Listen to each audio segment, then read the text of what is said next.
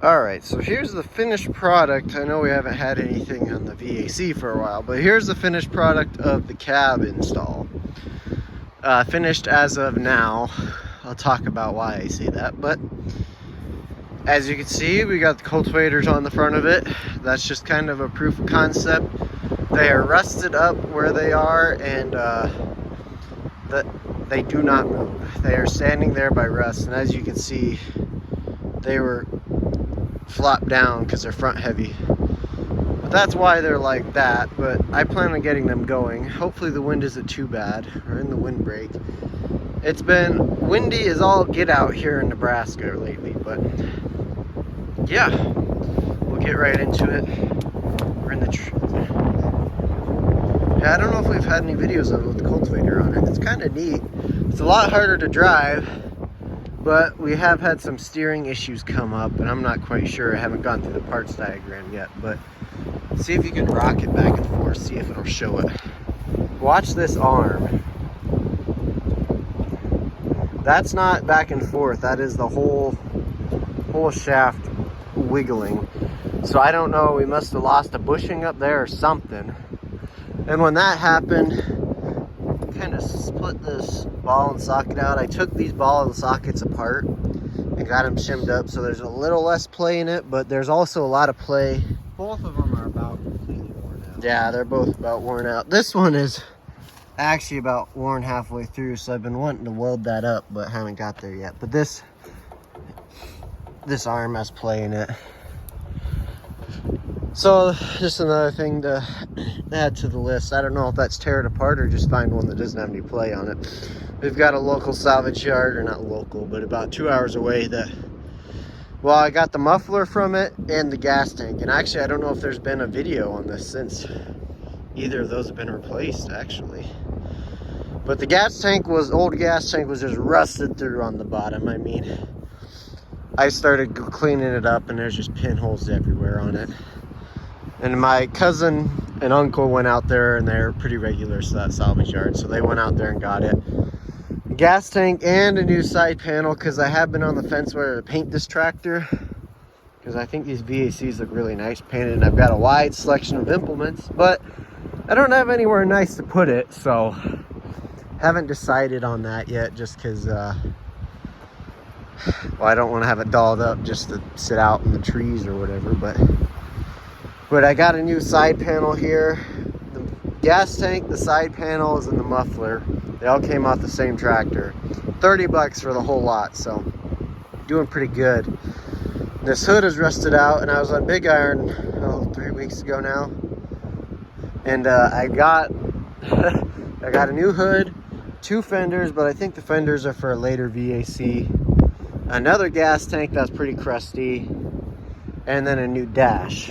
Like the dash, this whole piece. Got that for $2, so yeah, well, it was $2.11 after tax. I had spent the big bucks on it, but if I ever decide to paint this tractor, I think I'm just gonna cut this out here from that other hood, and that's the reason I bought it.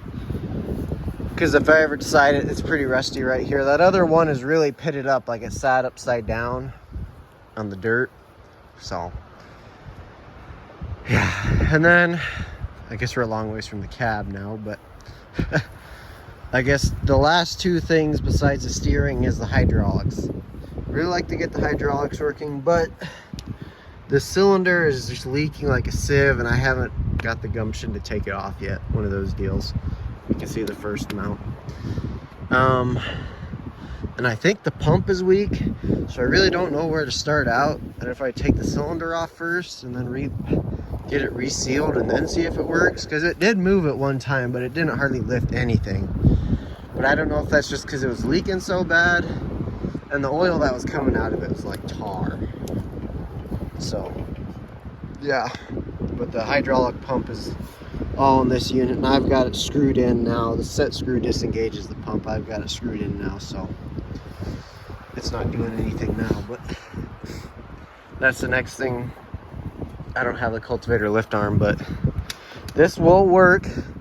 But on these VACs, for this style front mount cultivator, the rod that goes this is fully up, so this should be right about here.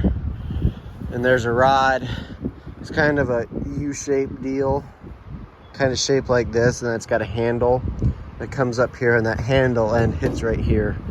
So I haven't decided what I'm gonna do there.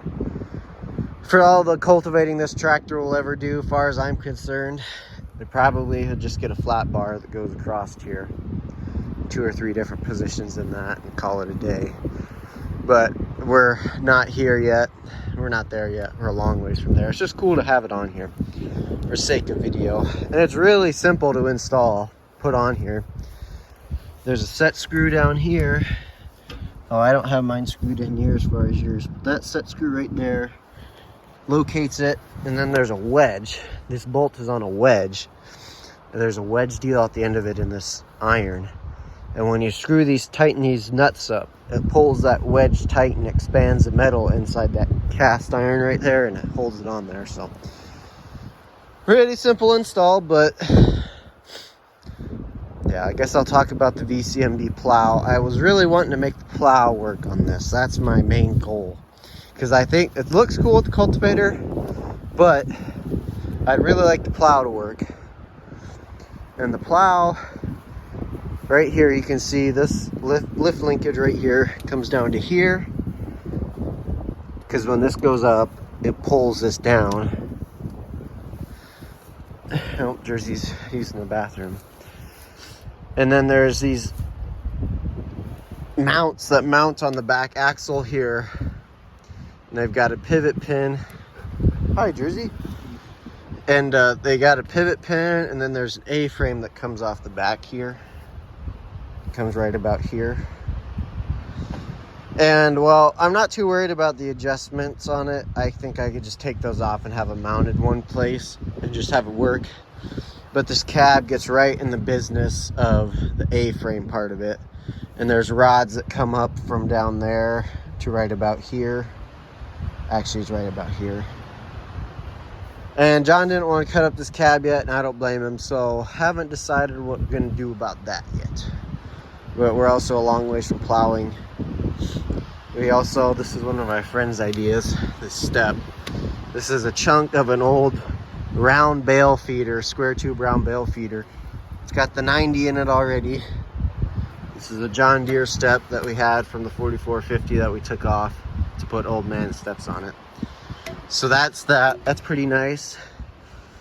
But I guess we'll get to nitty gritty of the cab. You've pretty much seen everything there is to see. I also put the wheel weights on it. But the cab actually install the front half of it was pretty simple, really. There's these, hopefully the wind isn't too bad. These flat. If you think it's bad right here, we should feel it outside. Yeah, feel it outside the windbreak. But these flanges right here, as you can see, this is a 2x2 by 18 gauge, I believe. Just drilled these 2 holes right here and bolted this on, and then drilled a hole right here for the cab mount. That wire aluminum's cracked right there, but neither here nor there. And I was gonna trim these edges, just ran out of time. We did this over spring break. Was it? No, it wasn't spring break. It was the weekend. And yeah, I saw that. They're still green. You can see on these cultivators. Not much. But this, and then I guess I'll show you how the lights are. This is where the lights originally were mounted, with this whole apparatus right here. But we just took one of these screws out. There's one back here too, and drilled that out to accept the 1/2-inch bolt and just put the lights right back on it. And then we put quick connectors on here so that if we want to take this off and put it on, this thing will come off in about, well, the only 2 bolts that really have to come off are right here, and then these U-bolts I made. But this is pretty simple design too. It's just a flat bar down to this 2x2 bolted to the axle. And that's about all it is. I had to reteach myself how to weld. I haven't welded for a long time. So this one's pretty goobered up right here, but see, we're bolted down through this aluminum. And then we've got this rubber here. That's an old motorcycle inner tube.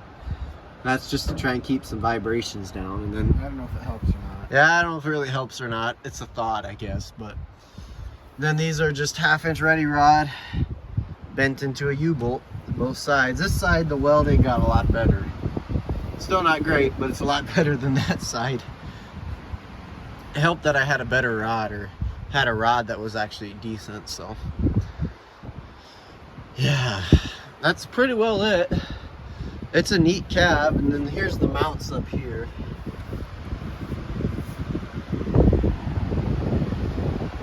The light wiring is not very clean, but neither here nor there. Fender's still a work on it. They probably wouldn't be necessary. We're trying to figure out. No, this tractor's basically just a toy. So how far do you want to go with it? I'd like to get all the mechanicals working on it, but you know, there's this canvas here that could be put on there to make a there's a window on this side, I believe. Then this was a clear plastic piece for the windows on the front, the back, or the front and 2 sides. And then the door actually thinks would be pretty simple to make a door for it. It's just 2 hinges here. And I don't know how it goes down. I don't know how we'd seal it. But we got to, you know, we've had ideas how to enclose this. I think our best ideas so far is we'd have canvas, but we'd have, like, you know, you can buy like 20 those Harbor Freight magnets.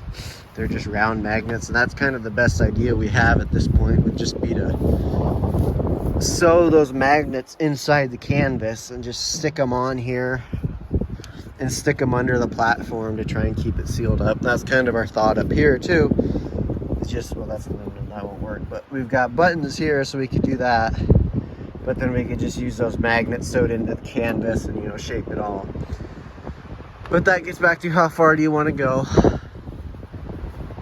I think it'd be neat to have done, but you know, it's not going out plowing snow with it. So,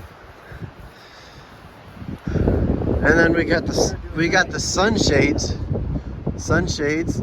Well, yeah, that was kind of another thought, was we could maybe morph into a heat houser here, the front piece, but it's just thoughts. But yeah, who knows how long it's gonna stay on. If I get the plow working on it, I will be putting the plow on it. And that just, the only thing that's really stopping me there is the hydraulics, getting the hydraulics working. And then I guess this isn't necessary for the plow to function, but I've been psyching myself up to get these broken bolts out and re-weld this or braze this, whatever it takes to get this going. So, because the plow doesn't mount here, it mounts under the drawbar here, that VCMB plow. One of the earlier videos talks about it. I think it's actually the last video. I have a video of showing the plow and the A-frame. So if you want to go back and look at that, you can see it. But I've been psyching myself up to do this repair. And I've got the brakes kind of working. Haven't bought any parts for them, but they do function, so. They'll bring you to a stop. Yeah, they'll bring you to a stop. I wouldn't bet the farm on them, but they do stop you. Granted, at 8 miles an hour, you don't get into much trouble. Oh, I'll show you this. It's kind of funny on these windows. As you can see what color the canvases were. I think you can see it, there's green there. And then you can see it, that's what's left of the canvas. And you can see the imprints it's left on the wood and rollers. I'm not really sure how those work. Obviously they roll the canvas up, but I don't know if they're spring loaded or what. So, and then here's the other side. Like I said, I was debating on cleaning these up and painting it, but we haven't got that far. But we made it so that everything could be returned back to factory, I bet it would take us maybe 10 minutes to get this cab off, you know, get everything off of it and make it look like it's never been there. So, you know, not too invasive. And there's a few pictures of VACs with these cabs on it. This is a Tolkien cab made for farmall M's and H's. And if you look up the one from the M's and H's, they kind of look like the ones that they modeled the tractors in and cars in the movie Cars. They went tractor tipping, so it kind of has that look, but they look more farmallish. And there are pictures of these with farmalls, so yeah. I think that's really about all I have to say. You'll see more on it. We haven't done a whole lot. It's just been too cold to film, or, you know, it's hard to film with 2-minute clips here, there, whenever. So yeah, I'll get this one uploaded this week, and I guess we'll go from there. So thanks for watching, guys.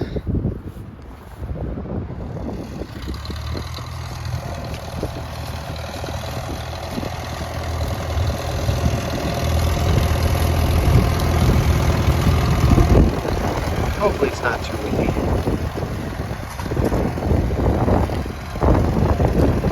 Plenty of headroom in there. Look at that.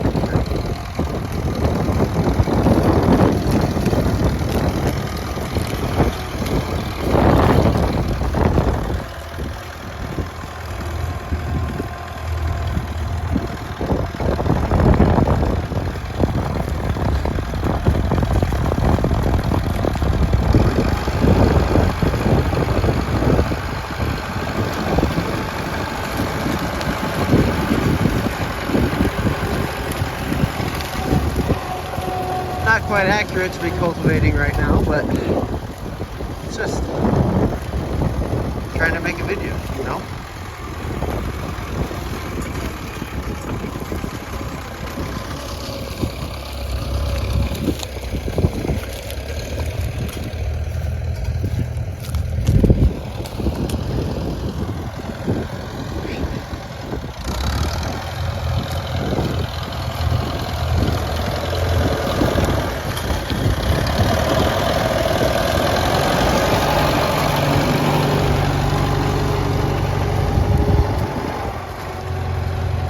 Rear end's kind of howling, I don't know. Might be bad bearings in there. Oh, this tractor. I'm wondering if it was just really used and abused in the 50s, but not quite sure. But yeah, thanks for watching.